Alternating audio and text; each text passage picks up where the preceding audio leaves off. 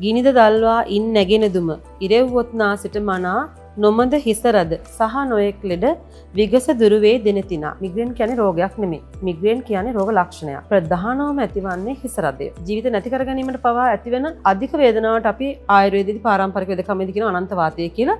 මෙයත් මිග්‍රේන් වල උග්‍ර තත්ත්වයක් හැටියට ගෙනෙනවා. බලාබිල්ල ශුන්ටි, කසායෝ විශේෂාන්, ජොරංගුල්ම තෝදාන්, ගුදන් සුප්ත වාතාන් ඔබට තියෙන බොහෝ හිසරද වලට සොයක් ලබා ගැනීමට පිළිවෙල. අයිබෝවන් මම පාරම්පරික ආයුර්වේද වෛද්‍ය සංජීවනී කුමාරි පතිරගේ අද අපි කතා කරන්න බලාපොරොත්තු වෙන්නේ මිග්‍රේන් රෝගය ගැන. මිග්‍රේන් රෝගය කියන්නේ තදබල හිස රදය. තදබල හිස රදයක් කියන්නේ වේදනාව දරාගත නොහැකි හිස එක පැත්තක දැනෙන මෙවැනි රෝග ලක්ෂණ බොහොමයක් තියෙන හිස රදයකට සාමාන්‍ය පොදු ව්‍යවහාරයක් තමයි මිග්‍රේන් කියලා කියන්නේ.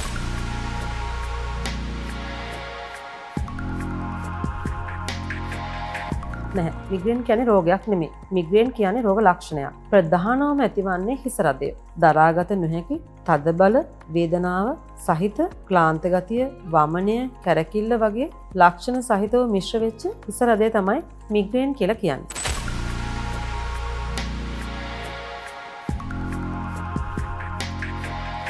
පොදුවේ හැමෝම හිස රදේ නම් මට මිග්‍රේන් ඒ විදිහට පාවිච්චි කරනවා.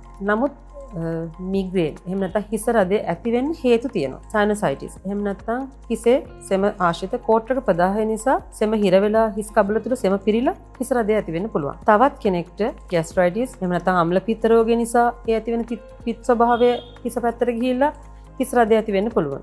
තව කෙනෙක්ට හිසට පහරක් වැදිලා එහෙම නැතිනම් මොන හරි හිස ඇතුලේ ගෙඩියක් නහරවල යම් කිසි දෝෂයක් නිසා හිස රදය ඇති වෙන්න පුළුවන්. තවත් කෙනෙක්ට ට්‍රයිඩමිනල් නර්ව් එකේ එහෙම නැත්නම් මේ හිස සහ ඇස අතර තියෙන ස්නායු වල යම්කිසි ගැටලුවක් නිසා හිස රදය ඇති වෙන්න පුළුවන්. මෙවැනි බොහෝ හිස රද වර්ග තියෙනවා. මේ අතුරින් මිග්‍රේන් කියන්නේ කුමක්ද? තියෙන හිස රදය මොන හේතුවක් නිසා පැන නැගුණු හිස රදද කියන එක සොයා බලන්නට වෙනවා.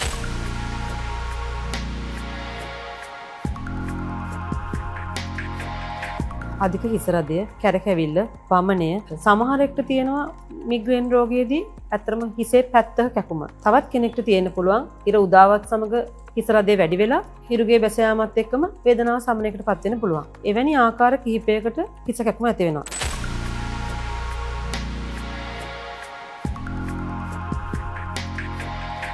ආයුර්වේදයේ ශීර්ෂ රෝග 18ක් තියෙනවා. දේශීය වෙදකමට අනුව සූර්යාවර්තය, අර්ධාවබේධ, අනන්තවාතය ආදී ආකාර කොට වූ ශීර්ෂ රෝගයන් තියෙනවා. වාත ශීර්ෂ රෝග, පිත ශීර්ෂ රෝග, වාත පිත සම්බන්ධ වෙච්ච ශීර්ෂ රෝග මේ ආදී ආකාරයට ශීර්ෂ රෝග බෙදා වෙන් කරනවා. අපි බලමු මේ වාත පිත්ත කප ශීර්ෂ රෝග කියන්නේ මොනවද කියලා. සාමාන්‍යයෙන් පිත කියන ස්වභාවය අපිට අවබෝධ වෙනවා. පිත කියන්නේ ગેස්ට්‍රයිටිස් තත්ත්ව, සිරුරේ තියෙන දැවිලි ගතිය, උෂ්ණ ගතිය වැඩි වීම, ආම්ලික ගතියවත් ඇසිඩ් ලෙවල් එක වැඩි වීම වගේ රෝගීන් ඉන්නවා. මේ වගේ රෝගීන්ට ඇති වෙනවා හිස රදයක්. ඒක පිත ඔලුව කැක්කුමක්. පිත මූලික වෙච්ච ඔලුව කැක්කුමක්. ඒ වගේම සෙම වැඩි වෙච්ච රෝගීන් ඉන්නවා. ඒ අයටත් ඔලුව කැක්කුම හැදෙනවා. හිස් කබලේ සෙම පිරීලා, නහය බ්ලොක් වෙලා, ඊට පස්සේ හුස්ම ගැනීම අපහසු වෙලා මේ අයටත් හැදෙනවා හිස රදයක්. මේ ගොඩක් දුරට කපජ ශීර්ෂ රෝගයක් වෙනවා. තව කෙනෙක්ට තියෙනවා වාතික ශීර්ෂ. වාතික ශීර්ෂයේදී රුධිර පීඩනය වැඩි වීම නිසා සිරුරේ අභ්‍යන්තර පීඩන වැඩි වීමෙනුත් හිසට යම් වේදනාවක් වෙනවා. අධිරුධිර පීඩනය වැඩි රෝගීන් බොහෝ දිනට හිස රිදෙනවා. ඒගොල්ලෝ කියනවා ඔළුව කරකැවෙනවා වගේ, ඇස් දෙක උස්සන් ඉන්න බෑ, උඩ බලන්න බෑ, බිම බලන්න බෑ වගේ ඒ රෝග ලක්ෂණ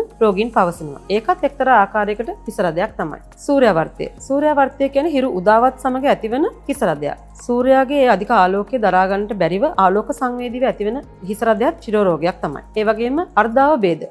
තව පිළිසකට තියෙනවා හිසේ පැත්තක් කපනවා, තලනවා, කොටනවා වගේ අධික වේදනාවක් තියෙනවා. මේ හරියටම හිස මැදින් දෙකට බෙදා වෙන් කරාම එක් පසක තියෙන හිස රදයක්. මෙයත් මිග්‍රේන් ගණයට වැටෙනවා. මේකත් ශීර්ෂ රෝගයක් තමයි. ඒ වගේම අනන්ත වාතය කියලා තියෙනවා. බෙල්ල පිටුපසින් හිස ඇස් දක්වා එන අධික වේදනාවක් තියෙනවා. ඔළුව සොලවන්නට බැහැ, බෙල්ල හොලවන්නටත් බැහැ. මන්යානහර දෙකම තද වෙලා අධික වේදනාවක් රෝගියාට ජීවිත නැති කර ගැනීමට පවා ඇතිවෙන අධික වේදනාවට අපි ආයුර්වේදයේදී පාරම්පරික වෙදකමේදී කියන අනන්ත වාතය කියලා.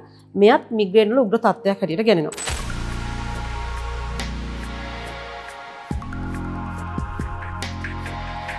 ගොඩක් දුරට ශාරීරික දෝෂ, වාත පිත්ත කප කියන දෝෂයන් මූලිකවම බලපානවා. මේ වාත පිත්ත කප කියන ත්‍රිදෝෂය සමතාවයකට පත් නොවුණු සිරුර වලට තමයි බොහෝ දුරට මේ හිස රද තත්ත්වය ඇති වෙන්නේ. ඒ කියන්නේ අපි හිතමු අධික ગેස්ට්‍රයිටිස් තියෙන රෝගී, අම්ල පිත්ත භාවය, සිරුරේ උෂ්ණ භාවය, නෑම අඩු ඒ වගේ රෝගීන්ටත් තියෙනවා මිග්‍රේන් හිස රදය. සෙම සහිත ශරීර සීතල කෑම වර්ග ගැනීම නිසා අධික ශරීරයේ සෙම වැඩි වෙලා හිස රදය හැදෙනවා. ඒ වගේම අධිරුධිර පීඩනයේ තියෙන අයටත් හිස රදය ඇති වෙනවා. රුධිර පීඩනය සහ ශරීරයේ අක්මාව තෙල් බැඳීම් වගේ නිසා හිස රදය ඇති වෙන රෝගීන් ඉන්නවා.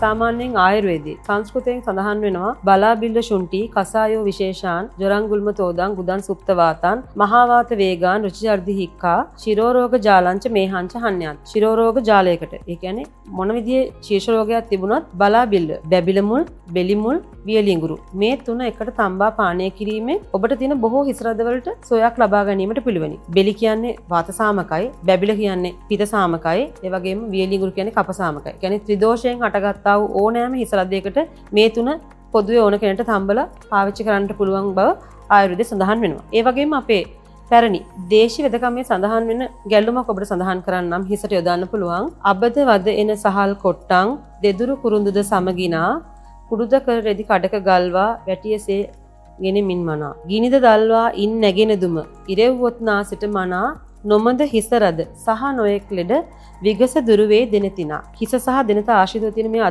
තද බල හිස රදය අබද වද එන සහල් කොට්ටං. අබ කියන්නේ අබ, වද කියන්නේ වද කහ, එනසල් කොට්ටං කියන්නේ සුවඳ කොට්ටං, කුරුඳු කුඩු, දෙදුරු කියන්නේ සූදුරු කළුදුරු.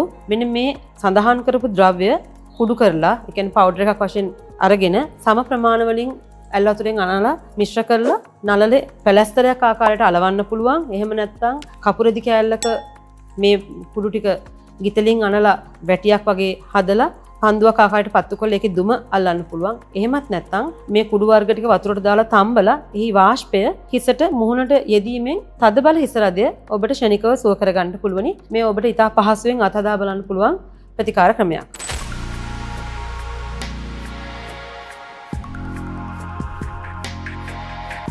අත් බෙහෙත් කිව්වට හැම වෙලේම අත් බෙහෙත් අපිට ක්‍රියා කරන්න පුළුවන් නැහැ. ඉතින් අපි දැනගන්න ඕනේ අපේ වෛද්‍යවරයාව හමු වෙලා සාකච්ඡා කරලා තමන්ට තියෙන හිස රදය කුමක්ද ඒකට ගැළපෙන ප්‍රතිකාර පන්තිය අනුව ප්‍රතිකාර කර ගැනීමට අපේ වෛද්‍ය මධ්‍යස්ථානයේ ගොඩක් මිග්‍රේන් රෝගීන් එන තැනක්. ඉතින් මේ මිග්‍රේන් රෝගීන්ට අපි නස්න ක්‍රියා, ශිරෝදාර, කසාය බොන්නට දීම ඒ වගේ ප්‍රතිකාර පන්ති ක්‍රියාත්මක වෙනවා. ඉතින් ඔබට ගැළපෙන ප්‍රතිකාර පන්තිය කුමක්ද කියලා අනිවාර්යෙන් වෛද්‍යවරයාත් එක්ක සාකච්ඡා කරන්න ඕනේ. නැත්නම් සමහර ලාවට රෝගීන් ඇවිල්ලා අපිට කියනවා මිග්‍රේන් තියෙන මේ මට නස්නයක් කරගන්න ඕනේ කියලා. නමුත් හැම රෝගියෙක්ටම නස්නේ සුදුසු වෙන්නේත් නැහැ. නස්නේ කියන්නේ එකපාරටම වෙලා කරන්න පුළුවන් දෙයක්ුත් නෙමෙයි. ස්නේහ ස්වේද කරලා රෝගියා කලින් ප්‍රතිකාරය සඳහා සූදානම් කරලා කරන්න ඕනට කාර්යයක්. මේ දේ මම සඳහන් කරේ බොහෝ මිග්‍රේන් රෝගීන් අතර මතයක් තියෙනවා.